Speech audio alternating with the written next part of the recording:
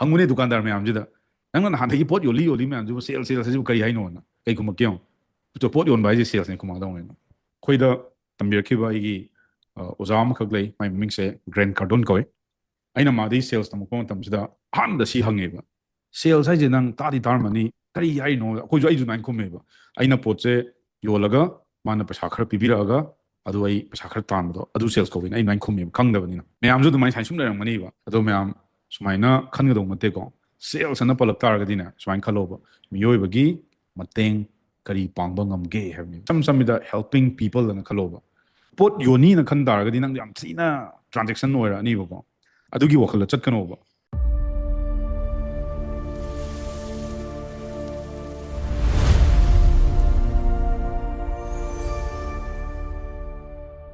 so having said that pen paper phasana paibiro music sales tal age myam houses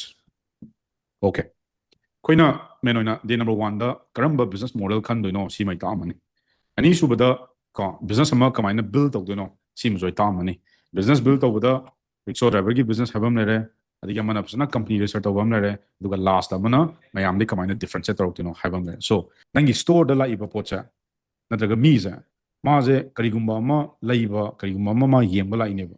maduda customers na pamiba exact to nang na pira kanda sai no gi pasha nu sa do laktu ne do customer na pamba exact piba haido mai mating pang natro simple da pasha du ko nam ta thamgo ko ahan bada nangi customers na kari pamino adugi mating do ina pangba ngam taragadi pasha je yam laina transaction tawdra aduga last note bada list da day number 3 da ko siung ko ahan bada business model choose tawre ani subada karamba business khandoino aingang ta khre aduga last da customer kamain phangdoino haba si part sing si koi tamani ko na yengo the first one si koina sales na ise koina sales na har ko matam da miyoi ba koina udu se pot yon makha ui ba asa gi paisa ji ga adagi ma gi pot ji ga onthok na ga di sales na mayam swan ju khan bi ram mani mayam sales hai je asina tab kai hena ga pot lai ba yon ba adagi paisa lokthok loksin tong na ba nangi pot to pira paisa ga transfer tong na ba mayam sales na hai se kana try tong ni anybody sida ko madam lashram malengan bi yawi ko mem dei question am ta hangje ge ko mem sales se tari tabiram mani ba ko mem kamaina ga di mem na sum kamain di haini mem smart oi du hangjar pani ko sales si sai di sen khang de po yon ba du da dum khang du ka kan taw ji chumi ko adu so pot yon thok yon chin na ji dum nei ri ba buying and selling adigi sales se sibo in ha han bra ne mem han boy ra moi da sale to bra ka hang na dai ne okay hang nei ko adigi maira ba sales se taram mani ado kai na khan bi ga maira ba start tudong na di kang de adu bo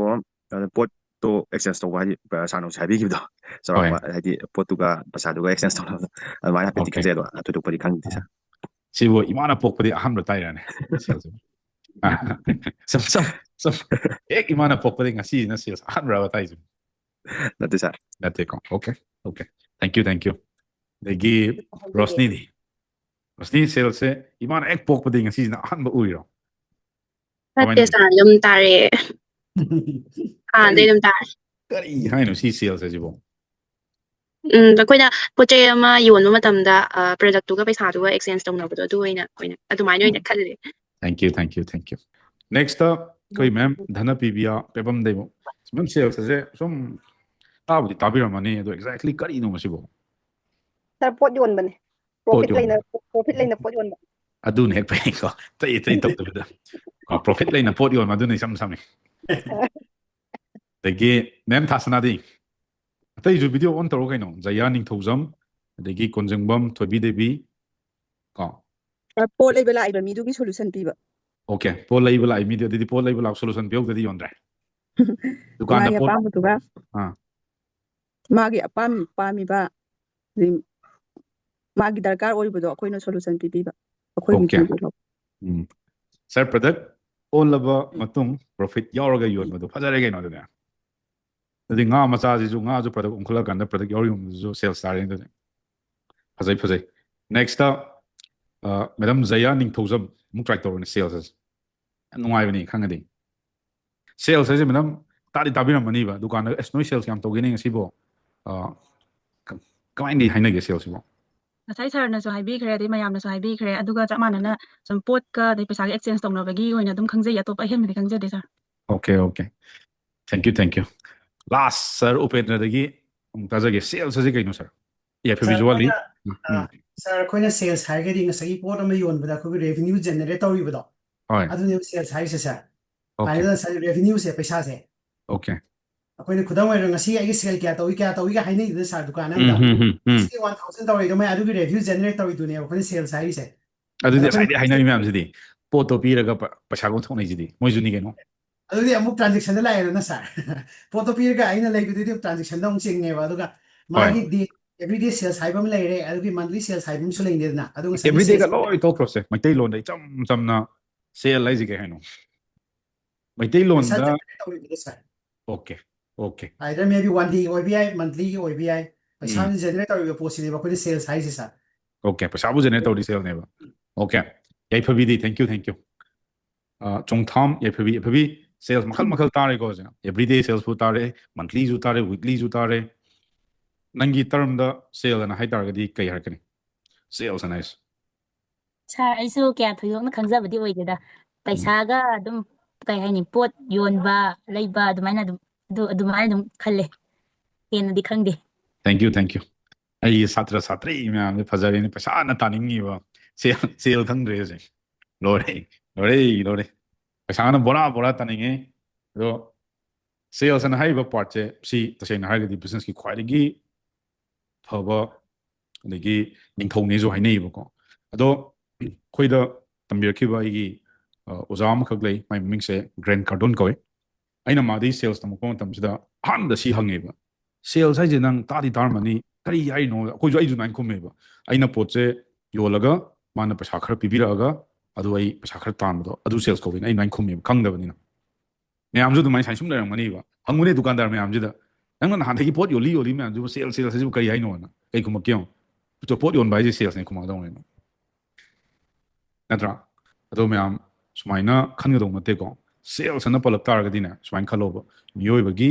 ꯃꯇꯦꯡ ꯀꯔꯤ ꯄꯥꯡꯕ ꯉꯝꯒꯦ ꯍꯥꯏꯕꯅꯦꯕ ꯃꯤꯑꯣꯏꯕꯒꯤ ꯀꯣ ꯁꯝ ꯁꯝꯃꯤꯗ helping people ꯑꯅ ꯈꯜꯂꯣꯕ ꯄꯣꯠ ꯌꯣꯟꯅꯤꯅ ꯈꯟ ꯇꯥꯔꯒꯗꯤ ꯅꯪ ꯌꯥꯝ ꯊꯤꯅ ꯇ꯭ꯔꯥꯟꯖꯦꯛꯁꯟ ꯑꯣꯏꯔꯛꯑꯅꯤꯕꯀꯣ ꯑꯗꯨꯒꯤ ꯋꯥꯈꯜꯗ ꯆꯠꯀꯅꯣꯕ ꯍꯧꯖꯤꯛ ꯃꯌꯥꯝꯅ ꯑꯩꯅ ꯄꯣꯠ ꯌꯣꯟꯕ ꯃꯇꯝꯗ ꯑꯩꯅ ꯅꯣꯡꯃꯇ ꯃꯤꯒꯤ ꯃꯌꯨꯝꯗ ꯆꯠꯂ ꯌꯣꯜꯂꯨꯕ ꯅꯠꯇꯦ ꯑꯗꯒꯤ ꯃꯌꯥꯝꯅ ꯑꯣꯏꯅ ꯑꯩꯉꯣꯟꯗ ꯆꯦꯁ ꯇꯧꯔꯤꯁꯤ ꯀꯩꯒꯤꯅೋ ꯑꯩ ꯇ꯭ꯔꯥꯟꯖꯦꯛꯁꯅꯦꯜ ꯇꯧꯗꯦ ꯃꯥ ꯄꯥꯝꯗ꯭ꯔꯦ ꯑꯩꯈꯣꯏꯅ ꯇꯧꯖꯔꯤꯕ ꯈꯣꯠꯁꯦ ꯄꯥꯝꯗ ꯑꯩ ꯄꯩꯁꯥ ꯍꯟꯗꯣꯛꯄꯤꯈ꯭ꯔꯅꯤ ꯂꯣꯏꯔꯦ ꯑꯗꯨꯗ ꯃꯅꯤꯄꯨꯔꯁꯦ ꯑꯐꯕ ꯃꯤꯁꯨ ꯌꯥꯝ ꯌꯥꯎꯏ ꯐꯠꯇꯕ ꯃꯤꯁꯨ ꯌꯥꯝ ꯌꯥꯎꯏ ꯑꯩꯅ ꯐꯅ ꯐꯕ ꯇꯧꯔꯁꯨꯅꯦ ꯑꯩꯒꯤ ꯐꯠꯇꯕ ꯑꯃ ꯑꯗꯨꯝ ꯊꯣꯛꯂꯛꯀꯅꯤꯕ ꯅꯪꯅ ꯐꯅꯌꯥꯝ ꯐꯠꯇꯕ ꯇꯧ ꯇꯥꯔꯒꯁꯨ ꯅꯪꯒꯤ ꯑꯐꯕ ꯅꯪꯕꯨ ꯅꯨꯡꯁꯤꯕ ꯃꯤ ꯈꯔꯗꯤ ꯂꯩꯅꯤꯗꯅ ꯀꯣ ꯁꯤꯗꯤ ꯑꯗꯨꯝ ꯑꯦꯕ꯭ꯔꯤ ꯑꯩꯈꯣꯏꯒꯤ ꯄꯔꯁꯟ ꯑꯃꯗ ꯑꯗꯨꯝ ꯌꯥꯎꯗ꯭ꯔꯣ ꯑꯗꯨꯅ ꯁꯦꯜꯁ ꯑꯅ ꯍꯥꯏꯇꯥꯔꯗꯤ ꯃꯤꯒꯤ ꯃꯇꯦꯡ ꯄꯥꯡꯁꯦ ꯍꯦꯜꯄꯤꯡ ꯄꯤꯄꯜ ꯍꯥꯏꯕꯅꯤ ꯁꯝ ꯁꯝꯕꯤꯗ ꯑꯁꯤ ꯌꯦꯡꯉꯨꯀꯣ ꯅꯪꯒꯤ ꯁ꯭ꯇꯣꯔꯗ ꯂꯥꯛꯏꯕ ꯄꯣꯠꯁꯦ ꯅꯠꯇ꯭ꯔꯒ ꯃꯤꯁꯦ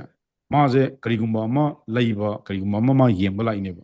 ꯃꯗꯨꯗ ꯀꯁꯇꯃꯔꯁꯤꯅ ꯄꯥꯝꯃꯤꯕ ꯑꯦꯛꯖꯦꯛꯇꯣ ꯅꯪꯅ ꯄꯤꯔꯀꯥꯟꯗ ꯉꯁꯥꯏꯒꯤ ꯅꯣꯏꯒꯤ ꯄꯩꯁꯥ ꯅꯨꯡꯁꯥꯗꯣ ꯂꯥꯛꯇꯣꯏꯅꯦ ꯑꯗꯣ ꯀꯁꯇꯃꯔꯅ ꯄꯥꯝꯕ ꯑꯦꯛꯖꯦꯛ ꯄꯤꯕ ꯍꯥꯏꯗꯣ ꯃꯥꯏ ꯃꯇꯦꯡ ꯄꯥꯡꯉꯤ ꯅꯠꯇ꯭ꯔꯣ ꯁꯤꯝꯄꯜꯗ ꯄꯩꯁꯥꯗꯨꯗꯤ ꯀꯣꯟ ꯑꯝꯇ ꯊꯝꯈꯣꯕꯀꯣ ꯑꯍꯥꯟꯕꯗ ꯅꯪꯒꯤ ꯀꯁꯇꯃꯔꯁꯤꯅ ꯀꯔꯤ ꯄꯥꯝꯃꯤꯅꯣ ꯑꯗꯨꯒꯤ ꯃꯇꯦꯡꯗꯣ ꯑꯩꯅ ꯄꯥꯡꯕ ꯉꯝ ꯇꯥꯔꯒꯗꯤ ꯄꯩꯁꯥꯁꯦ ꯌꯥꯝ ꯂꯥꯏꯅ ꯇ꯭ꯔꯥꯟꯖꯦꯛꯁꯟ ꯇꯧꯗ꯭ꯔꯥ ꯑꯗꯨꯅ ꯐꯥꯔꯁ ꯑꯣꯐ ꯑꯣꯜ ꯍꯌꯦꯡꯋꯥꯏ ꯏꯔꯣ ꯁꯦꯜꯁ ꯍꯥꯏꯇꯥꯔꯒꯗꯤꯅꯦ ꯍꯦꯜꯄꯤꯡ ꯀꯣ ꯄꯤꯄꯜ ꯑꯗꯨꯒ ꯁꯤꯒꯤ ꯁ꯭ꯀꯤꯜꯁꯦ ꯀꯣ ꯗꯤꯁ ꯏꯁ ꯀꯣ ꯗ ꯀꯤꯡ ꯏꯟ ꯗ ꯕꯤꯖꯤꯅꯦꯁ ꯀꯣ ꯁꯦꯜꯁꯤꯕꯨ ꯍꯩꯇꯥꯔꯒꯗꯤ ꯁꯤ ꯅꯤꯡꯊꯧꯒꯤ ꯁ꯭ꯀꯤꯜꯁꯅꯤꯀꯣ ꯍꯌꯦꯡꯋꯥꯏ ꯆꯥꯔꯣꯟ ꯄꯣꯔꯣꯟꯕꯨꯛꯇ ꯁꯦꯜꯁ ꯍꯥꯏꯔꯤꯕ ꯁꯤꯒꯤ ꯁ꯭ꯀꯤꯜꯁꯦ ꯍꯩꯇꯥ ꯑꯦꯅꯤ ꯄ꯭ꯔꯗꯛ ꯅꯪ ꯌꯣꯟꯕ ꯍꯩꯔꯅꯤꯕ